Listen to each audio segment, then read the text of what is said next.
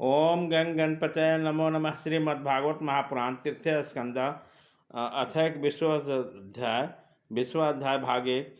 कदम जी की तपस्या और भगवान का वरदान। विदुरवाच स्वाम्भुवस्य च मनोरसा परम संपतः कथ्यतांग भगवान यत्र मैथुन निर्धर प्रजा। विदुर जी ने पूछा, भगवान स्वयंभु मनु का वंश बड़ा आदरणीय माना गया, उनमें मैथुन धर्म के द्वारा प्रजा की वृद्धि हुई है। अब आप मुझे उसी की कथा सुनाइए।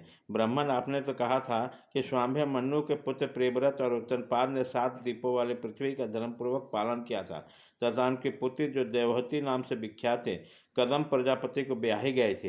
देवहूति के योग के लक्षण से जन्म आदि के संपन्न थे। उसके महायोगी कदम जी ने उनकी संतानें उत्पन्न की। अब वह प्रसंग आप मुझे सुनाइए, मुझे उसके सुनने की बड़ी इच्छा है। इस प्रकार भगवान रुचि और ब्रह्मा जी के पुत्र दक्ष प्रजापति ने भी मन्नु की कन्याओं का परिग्रहण करके उनसे सबसे किस प्रकार क्या क्या संतानें उत्पन्न की, यह सब चरित्र भी मुझे सुनाइए।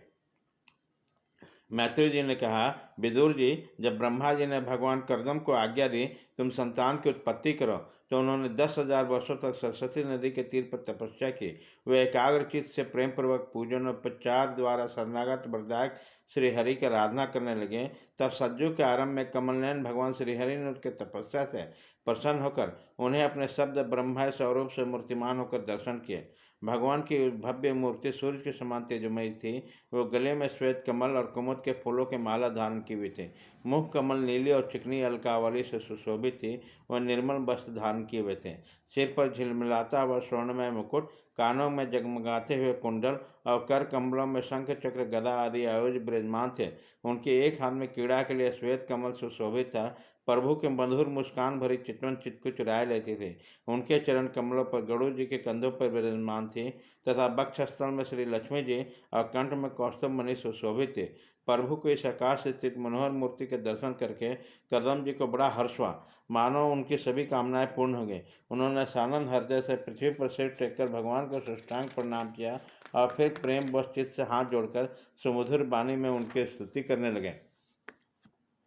करदम जी ने कहा, स्तुति करने योग्य परमेश्वर, आप संपूर्ण सद्गुणों के आधार हैं। जोगी जन उत्तरोत्तर हैं। शुभ योनियों में जन्म लेकर अंत में जोगस्थ होने पर आप दर्शनों की इच्छा करते हैं। आज आपका वही दर्शन पाकर हमें नेत्रों का फल मिल गया। आपके चरण कमलों भवसागर में पार जाने के लिए जहाज है। जिनकी बुद्धि आपकी माया से मारी गई है, वही उन तुच्छ क्षणिक विशेष सुख के लिए जो नरक में भी मिल सकते हैं उन चरणों का आश्रय लेते हैं। किंतु स्वामिन, आप तो उन्हें विषय भोग भी दे देते हैं। प्रभु, आप कल्प वृक्ष हैं। आपके चरण समस्त मनोरथ को पूर्ण करने वाले हैं। मेरा हृदय काम कलुषित है। मैं भी अपने अनुरूप स्वभाव वाले गृहस्थ धर्म के पालन में सहायक शीलवती कन्या से विवाह करने के लिए आपके चरण कमलों की शरण में आया हूँ।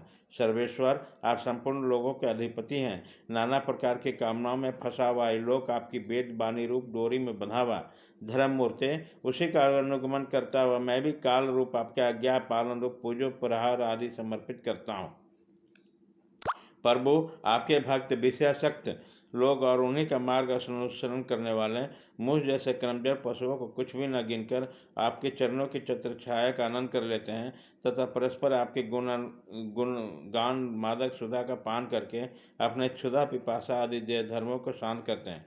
प्रभु, ये काल चक्र बड़ा प्रबल है। साक्षात ब्रह्म ही इसके घूमने की धुरी है। इसमें मास से 13 महीने अरे हैं, 360 दिन जोड़ है, 6 ऋतुएं नेमी हैं और अनंत छल पर आदि पत्राकार धाराएं तथा 3 चतुर्मशा और इसके आधारभूत नाभि हैं।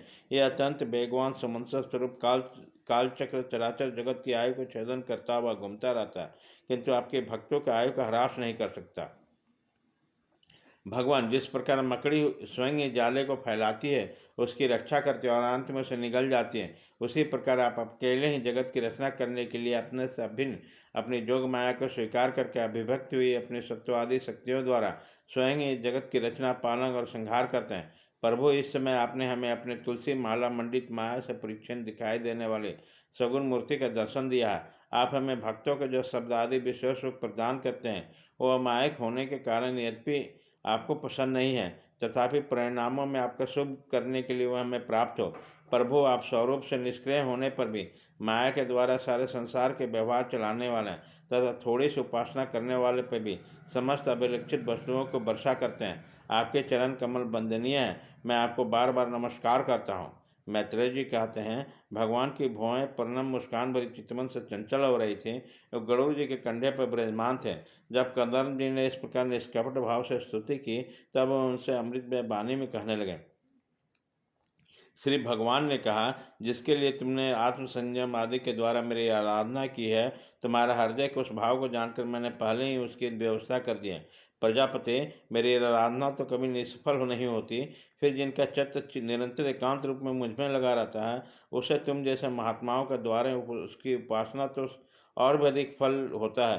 प्रसिद्ध यशस्वी सम्राट स्वयंभव मनु ब्रह्मरथ में रहकर 7 समुद्र वाली सारी पृथ्वी का शासन करते हैं। विप्रवर, वह परम धर्मज्ञ महाराज महारानी शत्रुपा के साथ तुमसे मिलने के लिए परसों यहाँ आएंगे। भाग 1 खत्म।